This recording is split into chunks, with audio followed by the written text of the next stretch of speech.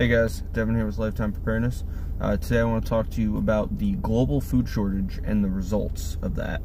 Well, it depends on, how severe the food shortage is. No one really knows how bad it's going to be yet. It's just beginning, and hopefully we can figure a way around it, but looks like it's coming, staring us in the face. Some of the results, one, we're already seeing food prices are going up. That's an initial result of the food shortage. Also, once food starts getting more scarce, people are going to be, in certain parts of the world, people will be, that are already short on food, that are, calorie deficient, those people are going to be starting to go hungry, once there's a global food shortage. Because the places that have an abundance of food at the moment, those places are theoretically going to be the places where people are going to be getting the most food. Those are going to be, because that's where they're making the most money off the food. That's where they're going to be directing the food chain towards. So those places that don't have an abundance of food, that are just calorie deficient at the moment, those places are going to be, people are going to start going hungry. Some people will die of hunger, some people will be just getting by, but most people in those areas are going to go hungry. And the people, in the areas where there currently is an abundance of food, regardless, right now, in my area, there's an abundance of food. There wasn't a month or two ago, unless people start freaking out again, and it's gonna happen, and especially it's gonna happen because of this virus, and also because of the food shortage. People are gonna freak out. They're gonna be going to the store once they start hearing that there's a food shortage. Once that's in the national news and people start seeing it, they're gonna be going to the store and buying food up. And then there's going to be a local shortage, whether you have it right now or not. I can see it. I mean, I seen the food disappear when this whole pandemic thing started. In a matter of days, food was gone for the most part. I mean, they tried to keep some stuff on the shelf. They put limits on what you can get. That's going to happen again, whether it's from this virus or just the food shortage. So it's gonna happen, and in the areas where people are, have an abundance of food, they're gonna be fighting over the resources. People don't handle things well. I mean, you've seen when the pandemic first started and there was a food shortage, people were initially, they were being terrible to each other. They were stealing things from each other in the store, toilet paper, bottles of water. They were stealing that from each other in the store. They were stealing all kinds of things from each other. They were being bad to each other, very negative to each other, and it wasn't even no food. There was food. People were just scared, and when people are scared, we're like any other creature in the, out in the wilderness. We freak out and we worry about ours. We worry about our family, not about others. So people will fight over resources. The food, people will be killed over food. People, unfortunately, will be killed over food. If they don't have enough food for their family, they will kill other people and take their food, or they will hurt other people and take their food. It's what's going to happen, because no one is self-sufficient, and I'm, guilty of that myself. I mean, I'm only 22 years old at the moment, but I've been trying to get more and more self-sufficient as I can. That is why I prep, because we shouldn't have to rely on, big industry or government to feed us and to, stock these shelves so we can go get the food. We should be growing food. I'm not able to do that, so have been prepped. That's why I've been prepping for years, and I've been working towards that goal of being able to produce my own food. It's a slow process. If you're not already ingrained in that culture and that lifestyle, it's a slow process to get that going, especially on a low income, but you can do it. Step by step every day, you can do it. But people will be fighting over food, and that's going to cause even more civil unrest on top of the civil unrest that we have. and the National Guard will be deployed again, most likely, and people will not some people will not take kindly to that. I won't be fighting over food because I have been preparing for years. But a lot of people will. A lot of my friends that I try to get them into prepping, they won't get into prepping, and you know what?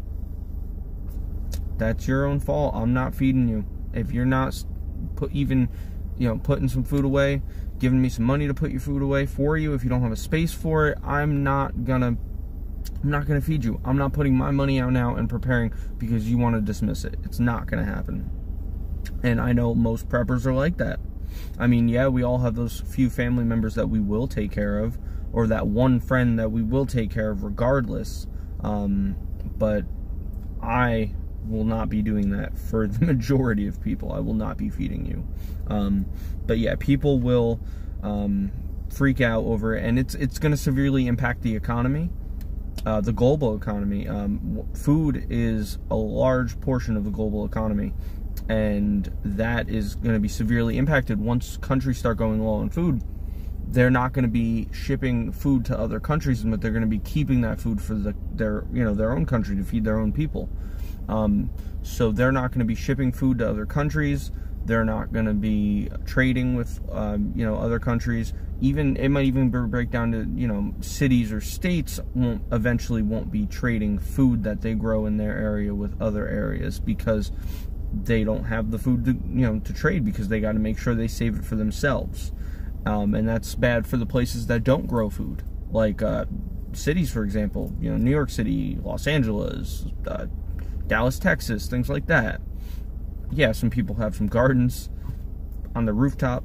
Some people in the suburban area in these cities may have a little backyard garden, but people are going to come take your food in those areas. They will. Even in some areas near me, people don't grow food. They live in cities. It's quite unfortunate that people don't prepare, but it's coming, and I'm putting this message out there because I want everyone to be prepared. That's why I share on my channel. I want to share my preparedness with everyone, hopefully to encourage others to prepare for things that could and will be coming. But unfortunately, most people don't see that, and we are going into an economic crisis soon, with a global food shortage. Tensions are high with other countries. Tensions are high within this country. People are jobless. It looks like we could be going into a depression. We're not in a great situation as a country at the moment. As a human race, we're not in a great situation with this coming food shortage. So I urge everyone to be prepared and to try to be ready the best you can for this food shortage. You don't have to go and spend ridiculous amounts of money on food, sorry. But go out and spend $10 a paycheck on food. Go, even if it's $5 a paycheck, even if it's not great food, go get something. If you can go buy a pound of rice every paycheck, or every paycheck, go buy 2 pounds of rice. It's $1.50 each at the dollar store. Walmart's probably cheaper. You can go get that, even if you just have a bag and you don't pack it away in buckets. You don't seal it up. Even if you just have like an extra 10-20 pounds of rice on hand in your closet, that's better than nothing. Any amount of food is better than nothing. Even if you just go and pick up 4 or 5 cans of extra food that you're gonna eat, that you eat normally, and put it back in your rotation. An extra, you say you're going out and you're buying, 2 cans of meat, and you say you eat Spam. You're gonna go out and you're gonna buy 2 cans of Spam, or even shredded chicken at Sam's Club. You're gonna buy a 6-pack of chicken for $10, of canned chicken at Sam's Club for $10. You're gonna buy one of those, make it 2. Or if you go to Walmart and you're gonna buy 2 cans of baked beans, make it 3, make it 4 if you can. Buy an extra can, because the food shortage is coming, and if you're not ready, no one's gonna take care of you. The government's not going to have food to take care of you, and neither are the people. Now, some people in your community, if they're prepared and they have the food, if they have millions and millions of pounds of food and millions of cans, you know, maybe they'll be able to help you. Maybe you are the lucky one and you're friends with someone who has a big farm or is a prepper and is in a prepper group, and he will or she will take you in. But you know, most people, most Americans don't have that, and most Americans will go hungry. And I just hope that all of you go out and prepare for this, because it's coming. I think we're seriously going to start seeing some more of the effects towards the fall, towards the election. Definitely see some serious effects of it in the spring of 2021. That, I think, for sure is going to be the case. But yeah, with that being said, I'm out. I'm going to go get ready for the UFC fight night tonight. Dustin Poirier all the way. And you guys have a good day.